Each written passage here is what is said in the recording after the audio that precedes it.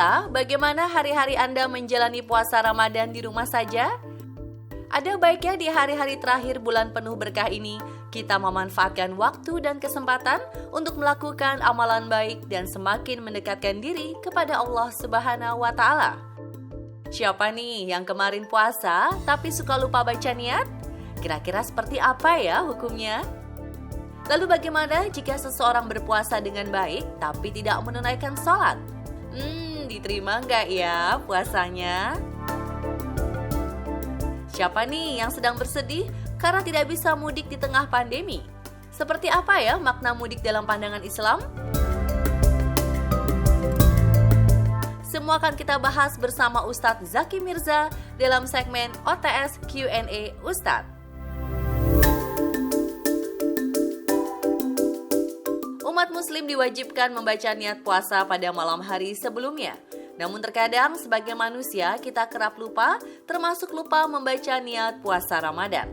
Lantas, seperti apakah hukumnya? Akankah puasa kita sah? Pak Ustadz mau tanya nih, kalau puasa tapi lupa nggak baca niat gimana? Segala kebaikan itu lebih menjadi mulia ketika diawali dengan kalimat Bismillahirrahmanirrahim.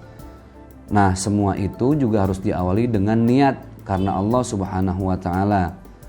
Itulah kenapa dalam urusan berpuasa niatnya sudah diawali dari semenjak kita selesai mendirikan sholat tarawih. Supaya apa? Supaya ketika kita sahur kita sudah dalam keadaan berniat. Bagaimana kalau lupa? Catatannya adalah karena lupa, bukan karena sengaja. Kalau lupa maka bisa dilanjutkan dengan membaca doa Bismillahi fi awwalihi wa akhirihi.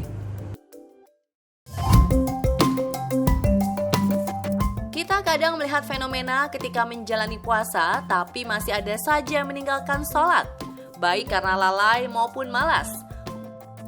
Bukannya sholat tapi sibuk main HP, tidur seharian, atau bahkan sibuk bergosip. Lantas, bagaimana hukumnya bila mengerjakan puasa tapi tidak mengerjakan sholat? Apakah ibadah puasanya dicatat? Kewajiban berpuasa punya konsekuensi sendiri. Sholat punya konsekuensi sendiri dalam kewajibannya. Maka ketika orang tidak berpuasa, ada dosa-dosa yang harus dia terima. Kemudian ketika orang tidak sholat juga sama. Nah makanya di saat orang berpuasa tapi tidak sholat, maka segala ganjaran atas tidak sholatnya harus dia terima. Dan yang perlu kita catat kembali adalah ternyata di bulan Ramadan ini segala ibadah dilipat gandakan pahalanya oleh Allah Subhanahu wa Ta'ala, dan segala dosa juga dilipat gandakan dosanya oleh Allah Subhanahu wa Ta'ala. Jadi akan menjadi sia-sia sebenarnya puasa yang tidak diimbangi atau tidak dibarengi dengan pelaksanaan sholat wajib.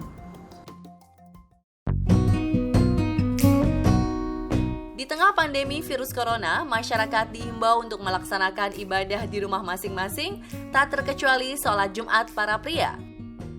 Hal ini masih menjadi pro kontra, melihat masih ada orang-orang yang sholat berjamaah di masjid. Rasa khawatir terkena virus corona kalah dengan rasa takut meninggalkan sholat Jumat.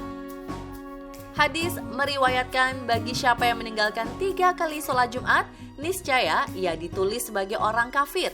Seperti apa penjelasan Ustadz dalam kondisi pandemi seperti ini?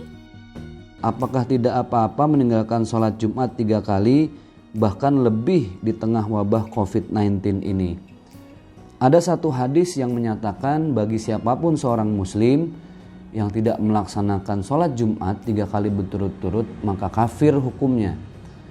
Namun dalam keadaan COVID-19, di saat kita mengganti sholat Jumat dengan sholat zuhur di rumah, maka itu sebuah keringanan, sebuah hal yang menjadi arahan dari pemerintah, bahkan menjadi arahan dari Majelis Ulama Indonesia. Ketika kita taat pada hal itu, insya Allah menjadi pahala dan ibadah. Kesempurnaan seseorang itu tidak hanya di saat dia beriman kepada Allah, mengikuti sunnah baginda Rasulullah, tapi kesempurnaan imannya adalah ketika dia juga taat kepada aturan dan undang-undang pemerintah yang berlaku. Termasuk diantaranya adalah pola ibadah yang sudah diatur pemerintah dalam rangka kita ikut serta memutuskan penyebaran mata rantai COVID-19. Maka tidak akan jadi masalah ketika 3 kali berturut-turut sholat itu bukan kita tinggalkan, tapi kita ganti dengan sholat zuhur di rumah. Melakukan olahraga di bulan puasa tentu saja tidak dilarang. Biasanya orang-orang memilih olahraga ringan. Lalu apakah boleh berenang saat berpuasa?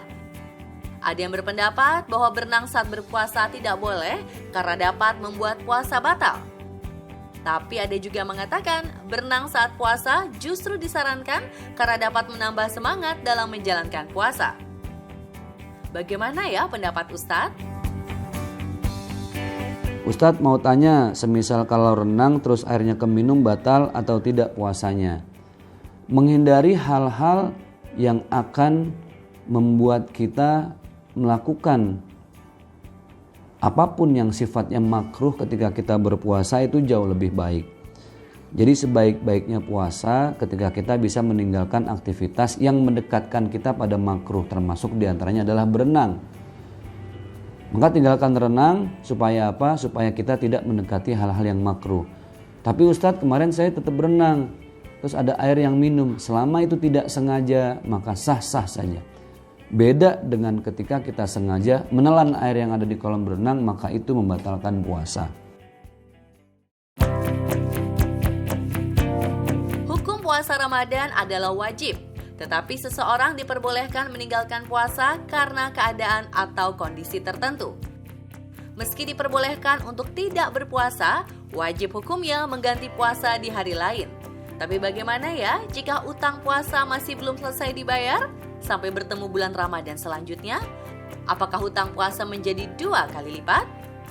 Ustadz, jika kita punya hutang puasa pada bulan Ramadan tahun lalu dan belum dibayar semua, apakah saat kita membayar hutang puasa tersebut menjadi 2 kali lipat?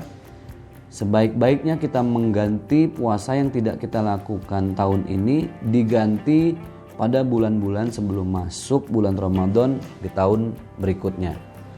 Bagaimana kalau misalnya kita lupa, kemudian ditumpuk satu waktu kita berpuasa tapi niatnya untuk puasa yang kita tinggalkan di 2 bulan Ramadan. Sah-sah saja, tapi sekali lagi sebaik-baiknya mengganti puasa yang tidak kita lakukan karena uzur syar'i di Ramadan tahun ini, maka gantilah di bulan-bulan setelah Ramadan sebelum kita masuk masa Ramadan di tahun yang akan datang. Ada 8 golongan orang yang berhak menerima zakat. Di antaranya orang fakir, miskin, pengurus zakat, mu'alaf untuk memerdekakan budak, orang yang berhutang untuk jalan Allah, dan orang yang sedang dalam perjalanan. Lantas, bolehkah kita memberikan zakat kepada salah satu anggota keluarga atau kerabat yang masuk dalam golongan tersebut? Assalamualaikum Ustadz, apakah sah zakat fitrah ke sanak saudara keluarga terdekat yang miskin? Sah-sah saja selama keluarga dan saudara kita ini masuk ke dalam kategori 8 asnaf. Sebagaimana yang difirmankan oleh Allah Subhanahu wa taala, innamas shadaqatu lil fuqara'i wal masakin, dan seterusnya. Ketika tetangga kita, saudara sanak famili masuk dalam kategori itu, maka dia berhak untuk menerima zakat fitrah, siapapun orangnya.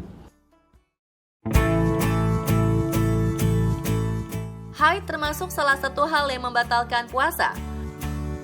Pasti sebagian dari pemirsa pernah mengalami kondisi baru sadar haid saat menjelang maghrib atau malah selepas maghrib. Apakah kondisi ini membuat puasa 1 hari tersebut menjadi gugur, Ustadz? Mau tanya Ustadz, seumpama perempuan haid 5 menit sebelum azan maghrib, apakah puasanya gugur? Dan jika ketahuan haidnya setelah azan maghrib, gugur sehari juga kah? Ketika seorang berpuasa, seorang wanita 5 menit sebelum azan maghrib, dengan sangat jelas terbukti jenis darah yang keluar adalah darah haid, maka batal puasanya dalam 1 hari itu, walaupun tinggal 5 menit saja. Maka dia wajib mengqadha atau mengganti puasanya di hari-hari lain. Lalu jika seorang wanita haid atau datang bulan dan jelas-jelas itu darah haid setelah dia berbuka puasa, maka puasanya hari itu menjadi puasa yang utuh, tidak perlu diganti atau diqadha di lain hari. Penyebaran virus corona di Indonesia belum usai. Menjelang musim mudik, hal ini makin membuat resiko penyebaran meningkat.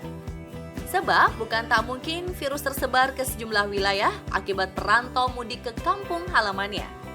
Lantas, seperti apa sih tradisi mudik dalam pandangan Islam? Apa hukumnya jika seseorang tetap mudik di tengah wabah? Mudik itu bagian tradisi, tapi kebaikan-kebaikan di dalam mudik itu menjadi amanah dari Allah Subhanahu wa taala. Bersilaturahim, memuliakan orang tua, kemudian melestarikan sambung rasa dan lain sebagainya. Man ahabba yubsatallahu fi rizqihi wa ayyun sa'alahu fi atharihi falyasil rahimahu. Karena Idul Fitri ini adalah bagian dari ajang di mana kita bisa menyambung silaturahim kepada saudara-saudara. Namun di situasi seperti ini, ketika ada COVID-19, kita berharap teman-teman semua bisa di rumah aja. Buat sahabat-sahabat yang nggak mudik, perlu dicatat bahwa bagaimanapun saudara-saudara kita, orang tua di kampung tetap menunggu sebagian rezeki yang kita bisa sisihkan untuk mereka. Berbagi hadiah, berbagi manfaat, juga berbagi kebahagiaan kepada orang-orang yang kita cintai.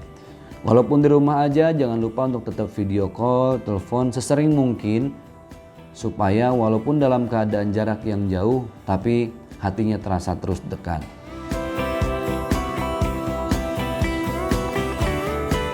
Semoga segmen Tanya Ustadz ini menambah wawasan dan pengetahuan Anda ya. Terus update berbagai info unik, menarik, dan konten viral lainnya hanya di On The Spot Trans 7.